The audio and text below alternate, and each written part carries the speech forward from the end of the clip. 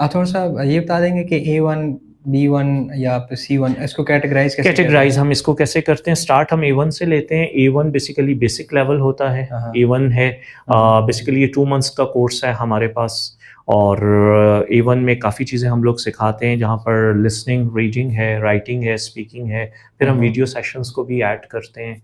और उसके बाद फिर आती है नेक्स्ट कैटेगरी A2 लेवल की, होती वो भी बिगनर है, लेकिन वो थोड़ा सा एडवांस बिगनर कहलाया जाता है। उसमें भी फिर वही मॉड्यूल्स हैं, लिसनिंग, रीडिंग, राइटिंग, स्पीकिंग, लेकिन हम एडिशनली वीडियो सेशंस भी करवाते हैं।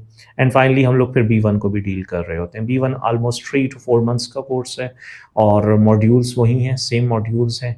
तो इसमें हम अपने स्टूडेंट्स को एक्सपर्टीज़ एक तो प्रोवाइड करवाते हैं और फिर ट्रेनिंग प्रोवाइड करवाते हैं, ताकि वो एग्ज़ाम गोएथे इंस्टीट्यूट का जो एग्ज़ाम है वो क्लियर कर सके। सही। What is Goethe institute? Okay, what is Goethe Institute? Basically, it's a body like British Council जो है, it's a body in Pakistan which is looking after IELTS.